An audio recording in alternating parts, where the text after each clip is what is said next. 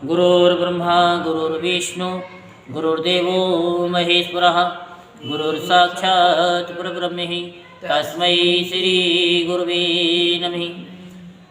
जय गणेश मंगलकरण मंगल में गुणधाम मंगल में मंगल करो गणपति कोटि प्रणाम। सुर बिन मिले न सरस्वती गुरु बिन मिले न ज्ञान जल बिन हंसा नहीं मिले भक्ति बिना भगवान।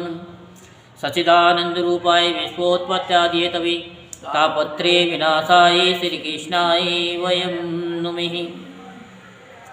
अब हम आपको श्रीमद् भागवत महापुराण के छठे स्कंद का तीसरा अध्याय सुनाएंगे। अभी तक आप अजामिल के बारे में ही कथा सुन रहे थे। तो राजा परीक्षित ने पूछा कि भगवान देवादिदेव धर्मराज के वश में सारे जीव हैं और भगवान के पार्षदों ने उनकी आज्ञा भंग कर दी तथा उनके दूतों को अपमानित कर दिया। जब उनके दूतों ने यमपुरी में जाकर उनसे अजामिल का वृत्तांत कह सुनाया तब सब कुछ सुनकर उन्होंने अपने दूतों से क्या कहा। तो ये हम छठे स्कंद का तीसरा अध्याय सुना रहे हैं। तो ऋषिवर, मैंने पहले ये बात कभी नहीं सुनी कि किसी ने किसी भी कारण से धर्मराज के शासन का उल्लंघन किया हो। भगवान, इस विषय में लोग बहुत संदेह करेंगे और उसका निवारण आपके अतिरिक्त दूसरा कोई नहीं कर सकता, ऐसा मेरा निश्चय है। ये तो लिखी हुई आपको बता रहे हैं, हमने तो अपने आँखों से भी देखा है। शायद आपने भी देखा होगा कि किसी के प्राण चले गए और 1-2 घंटे 3 घंटे बाद सुना है, नहीं देखा है। हमने तो देखा है। और फिर उन्होंने बताया कि ऐसे हमें यमदूत ले गए, वह हिंडन नदी तक पहुंचने ही वाले थे कि वो हिलने लगी और सारे डर के मारे भागने लगे। हम भी थे साथ में। अच्छा, यही की बात है। हाँ, और आज से कोई 10-15 साल पहले की बात है। कोई लेडीज थी और उनके घर वालों ने क्या काम किया था कि पैसे तो बहुत थे उनके पास, फटाफट उन्होंने कहा कि चलो इसकी क्रिया कर देती, ले चलो। रिश्तेदार भी नहीं आए जब तक तो कि चलो। अच्छा। कुछ आए और कुछ नहीं आए। और जब हिंडन के पास पहुँचे ना तो अर्थी हिलने लगी, तो कुछ डर के मारे भागने लगी। तब उन्होंने कहा कि डरो मत, मुझे यमदूतों ने छोड़ दिया है। मैं ऐसे धर्मराज के उसमें गई थी, फिर उसने घर पे आकर के पूरा वृत्तांत बताया। लोग बागों ने झाड़ा झपटी पता नहीं कितने कितने तांत्रिकों को बुलाया कि कहीं ऐसा तो नहीं कोई दूसरी हवा आ गई हो और कभी हमारे बच्चों को ही ऐसा कर दी। लेकिन उसने पूरा वृत्तांत बताया कि ऐसे ऐसे मेरे को लेकर के गए। तो ये हकीकत है कि कभी कभी उनसे भी गलती हो जाती है, क्योंकि एक नाम के कई व्यक्ति हो जाते हैं। तो उस नाम के चक्कर में ऐसा हो गया था कि लेके तो आना था दूसरी बर्फी को, ले गए दूसरी बर्फी को। उस लेडीज का नाम था बर्फी और वो यादव थे। तो गाय की बहुत सेवा करती थी।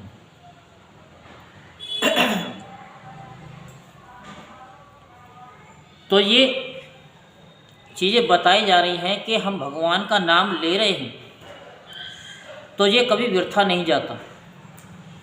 व्यर्था किनका जाता है कि जो सुन करके अमल नहीं करती।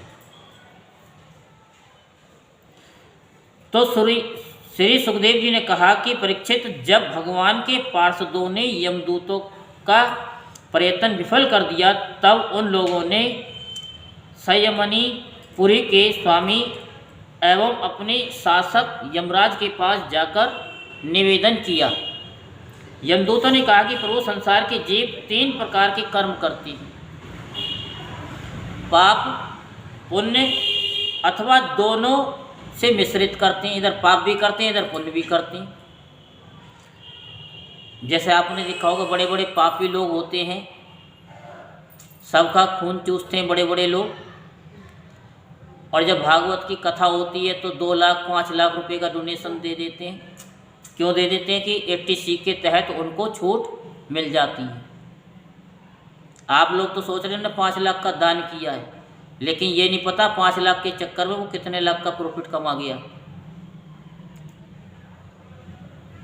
तो इन जीवों को उन कर्मों का फल देने वाले शासक संसार में कितने हैं?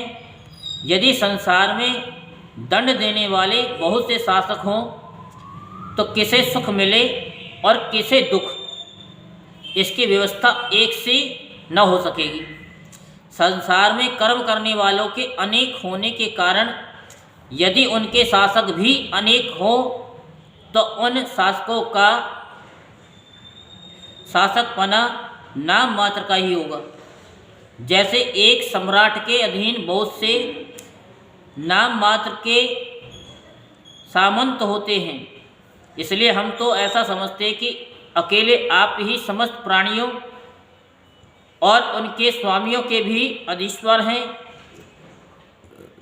आप ही मनुष्यों के पाप और पुण्य के निर्णायक, दंडदाता और शासक हैं। प्रभु, अब तक संसार में कहीं भी आपके द्वारा नियत किए हुए दंड की अवहेलना नहीं हुई, किंतु इस समय 4 अद्भुत सिद्धों ने आपकी आज्ञा का उल्लंघन कर दिया। प्रभु, आपकी आज्ञा से हम लोग एक पापी को यातना गृह की ओर ले जा रहे थे, परंतु उन्होंने बलपूर्वक आपके फंदे काटकर उसे छुड़ा दिया। हम आपसे इसका रहस्य जानना चाहते हैं। यदि आप हमें सुनने का अधिकारी समझें तो कहें, क्योंकि ये चीज़ें सुनने का अधिकारी होना चाहिए। जो हमने आपको बताया कि राम कथा के 23 अधिकारी जिनके सत्संगति अति प्यारी, ये वही अधिकारी हैं। हर एक कोई इसका अधिकारी नहीं है, हर एक कोई इसमें बैठ नहीं सकता और न सुन सकता। प्रभु, बड़े ही आश्चर्य की बात है, और बात भी हुई कि इधर तो अजामिल के मुख से नारायण ये शब्द निकला, और उधर वे डरो मत कहते हुए झटपट वहाँ पर आ पहुँचे कि डरो मत। श्री सुखदेव जी कहते हैं कि जब दूतों ने इस प्रकार प्रश्न किया, तब देव शिरोमणि प्रजा के शासक भगवान यमराज ने प्रसन्न होकर श्री हरि के चरण कमलों का स्मरण करते हुए उनसे कहा, दूतों, मेरे अतिरिक्त एक और ही चराचर जगत के स्वामी हैं। उन्हीं में ये संपूर्ण जगत सूत में वस्त्र के समान ओतप्रोत है। उन्हीं के अंश ब्रह्मा, विष्णु और शंकर इन जगत की उत्पत्ति, स्थिति और प्रलय करते हैं। कौन? ब्रह्मा, विष्णु और महेश या शंकर। ये 3 शक्ति हैं। ईश्वर एक है और उनके ये 3 वो हैं।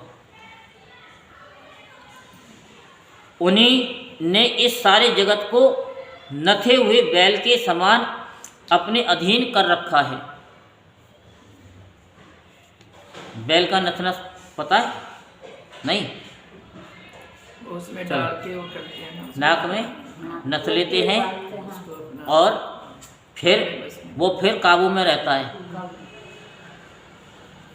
मेरे प्यारे दूतों, जैसे किसान अपने बैलों को पहले छोटी छोटी रस्सियों में बांधकर फिर उन रस्सियों को एक बड़ी आड़ी रस्सी में बांध देते हैं, वैसे ही जगदीश्वर भगवान ने भी ब्राह्मण आदि वर्ण और ब्रह्मचर्य आदि आश्रम रूप छोटी छोटी नाम की रस्सियों में बांधकर फिर सब नामों को वेद वाणी रूप बड़ी रस्सी में बांध रखा है।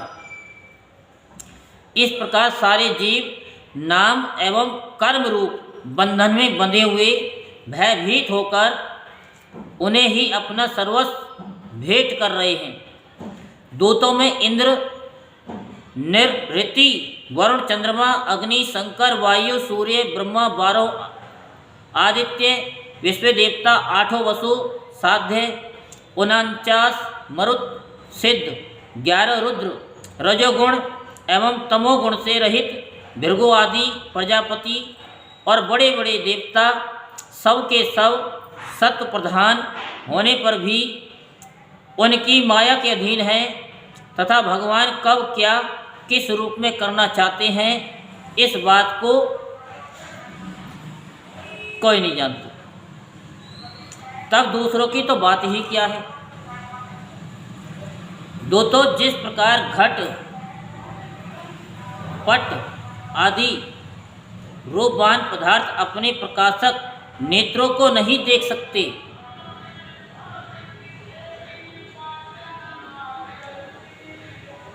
समझ में आई? जैसे हमारी आँख स्वयं नहीं देख सकती,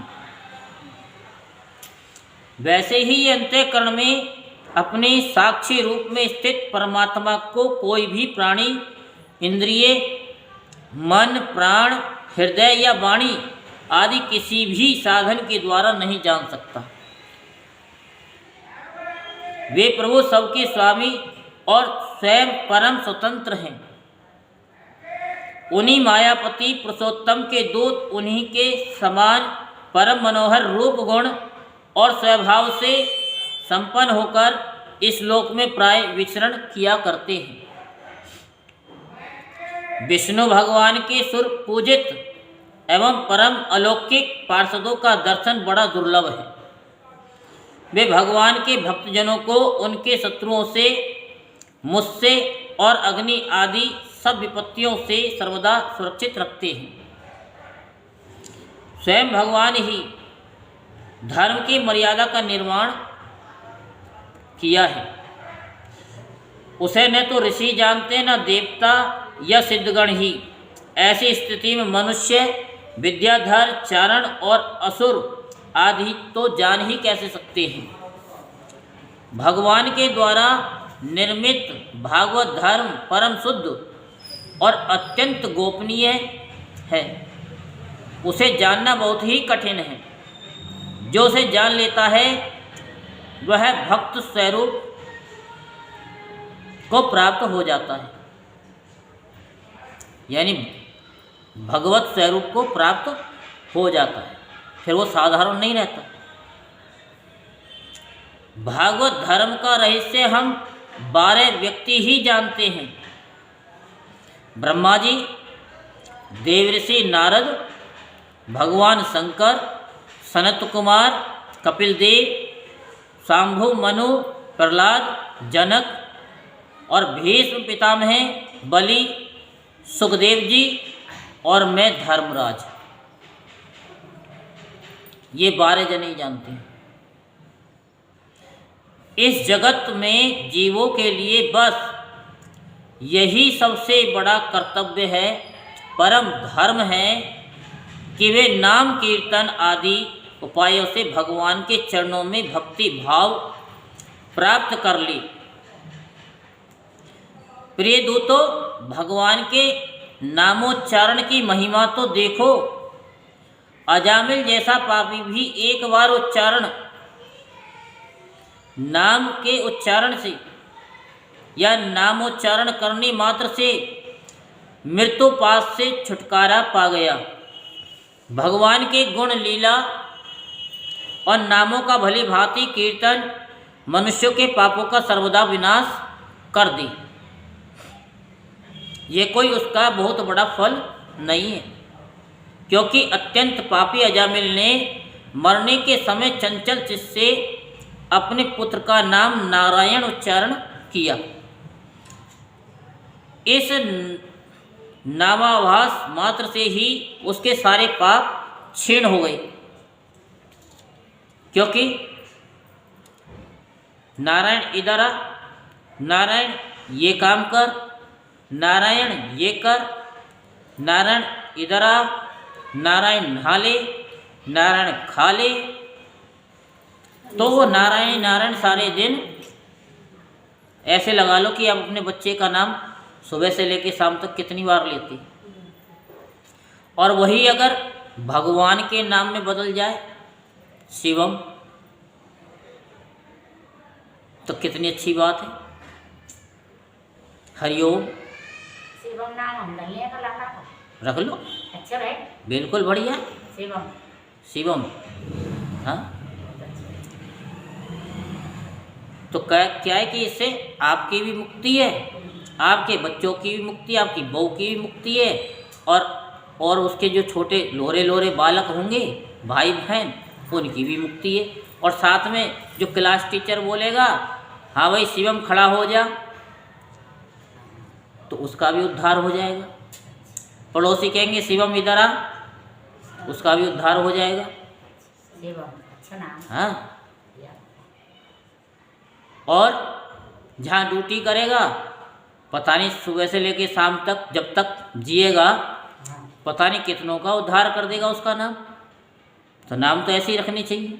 शिवम तो मुक्ति की प्राप्ति भी हो गई। बड़े बड़े विद्वानों की बुद्धि कभी भगवान की माया से मोहित हो जाती है। वे कर्मों के मीठे मीठे फलों का वर्णन करने वाली अर्थवाद रूपणी वेदवाणी में ही मोहित हो जाती है और यज्ञादि बड़े बड़े कर्मों में ही संलग्न रहते हैं तथा इस सुगम भगवान नाम की महिमा को नहीं जानते। ये कितने खेद की बात है। प्रिय दूतों, बुद्धिमान पुरुष ऐसा विचार कर भगवान अनंत में ही संपूर्ण अंतःकरण से अपना भक्ति भाव स्थापित करते हैं। वे मेरे दंड के पात्र नहीं हैं। पहली बात तो यह है कि वे पाप करते ही नहीं, परंतु यदि कदाचित संयोगवश कोई पाप बन भी जाए तो उसे भगवान का गुणगान तत्काल नष्ट कर देता है। अजामिल कोई छोटा मोटा वो नहीं था, बहुत विद्वान था, लेकिन एक कुसंग के कारण फिर वो दुराचारी हो गया था और फिर संतों का संपर्क हुआ तो फिर वो शुद्धात्मा हो गया। जो समदर्शी साधु भगवान को ही अपना साध्य और साधन दोनों समझकर उन पर निर्भय है, बड़े बड़े देवता और सिद्ध उनके पवित्र चरित्रों का प्रेम से गान करते रहते हैं। मेरे दूतों, भगवान की गदा उनकी सदा रक्षा करती रहती है। उनके पास तुम लोग कभी भूल कर भी मत फटकना। उन्हें दंड देने की सामर्थ्य तो हम में भी नहीं है और न साक्षात काल में ही है। बड़े बड़े परमहंस दिव्य रस के लोभ से संपूर्ण जगत और शरीर आदि से भी अपनी अहमता ममता हटाकर अकिंचन होकर निरंतर भगवान मुकुंद के पादारविंद का मकरंद रसपान करते रहते हैं। जो दुष्ट उस दिव्य रस से विमुख है और नरक के दरवाजे घर गृहस्थी की तृष्णा का बोझा बांधकर उसे ढो रहे हैं, उन्हीं को मेरे पास बार बार लाया करो। जिनकी जीव भगवान के गुणों और नामों का उच्चारण नहीं करती, जिनका चित्त उनके चरणारविंदों का चिंतन नहीं करता, जो भगवत कथा में नहीं आकर के 10 मिनट की कथा सुन सकती, उनको मेरे पास लेकर के आओ। और जिनका सिर एक बार भी भगवान श्री कृष्ण के चरणों में नहीं झुकता, उन भगवत सेवा विमुख पापियों को ही मेरे पास लाया करो। आज मेरे दूतों ने भगवान के पार्षदों का अपराध करके स्वयं भगवान का ही तिरस्कार किया है। ये मेरा ही अपराध है। पुराण पुरुष भगवान नारायण हम लोगों का ये अपराध क्षमा करें। हम अज्ञानी होने पर भी उनके निज जन और उनकी आज्ञा पाने के लिए अंजलि बांधकर सदा उत्सुक रहते हैं। अतः परम महिमान्वित भगवान के लिए यही योग्य है कि वे क्षमा कर दें। मैं उन सर्वांतर्यामी एक रस अनंत प्रभु को नमस्कार करता हूँ। बोल वृंदावन बिहारी लाल की। श्री सुखदेव जी कहते हैं कि परीक्षित, इसलिए तुम ऐसा समझ लो कि बड़े से बड़े पापों का सर्वोत्तम, अंतिम और पाप वासनाओं को भी निर्मूल कर डालने वाला प्रायश्चित यही है कि केवल भगवान के गुणों, लीलाओं और नामों का कीर्तन किया जाए। उसी से संसार का कल्याण हो सकता है। जो लोग बार बार भगवान के उदार और कृपापूर्ण चरित्रों का श्रवण कीर्तन करते हैं, उनके हृदय में प्रेम में ही भक्ति का उदय हो जाता है। उस भक्ति से जैसी आत्म शुद्धि होती है, वैसी कृच्छ चंद्रायण आदि व्रतों से नहीं होती। कृच्छ चंद्रायण व्रत हमने कार्तिक के कथा में सुनाया था। जो मनुष्य भगवान श्री कृष्णचंद्र के चरणारविंद मकरंद रस का लोभी भ्रमर, ये स्वभाव से ही भगवान माया के आपतरम्य दुखद और पहले से ही छोड़े हुए विषयों में फिर नहीं रमता, किंतु जो लोग उस दिव्य रस से विमुख हैं, कामनाओं ने जिनकी विवेक बुद्धि पर पानी फेर दिया है, वे अपने पापों का मार्जन करने के लिए उन्हें प्रायश्चित रूप कर्म ही करते हैं। इससे होता यह है कि उनके कर्मों की वासना मिटती नहीं है और फिर वैसे ही दोष कर बैठते हैं। परीक्षित, जब यमदूतों ने अपने स्वामी धर्मराज के मुख से इस प्रकार भगवान की महिमा सुनी और उसका स्मरण किया, तब उनके आश्चर्य की सीमा न रही। तभी से वे धर्मराज की बात पर विश्वास करके अपने नाश की आशंका से भगवान के आश्रित भक्तों के पास नहीं जाते, और तो क्या वे उनकी ओर आंख उठाकर देखने में भी डरते हैं। प्रिय परीक्षित, ये इतिहास परम गोपनीय, अत्यंत रहस्यमय है। मल्य पर्वत पर विराजमान भगवान अगस्त जी ने श्री हरि की पूजा करते समय मुझे ये सुनाया था। यहीं पर छठे स्कंद का 3रा अध्याय संपूर्ण होता है। और जो इस कथा को YouTube पे सुन रहे हैं, ट्विटर पे सुन रहे हैं, जिस पे भी सुन रहे हैं, इसको अधिक से अधिक शेयर करें, जिससे कि आने वाला 2024 आपके लिए मंगलमय हो और पूरे वर्ष आपके घर में ढेरों सारी खुशियाँ आएं और दुख आपकी आत्मा को ना मिले। भगवान का नाम सुनने और सुनाने से हमारा और आपका कल्याण हो जाता है। जय जय श्री राधेश्याम, जय जय श्री राधेश्याम, जय जय श्री राधेश्याम।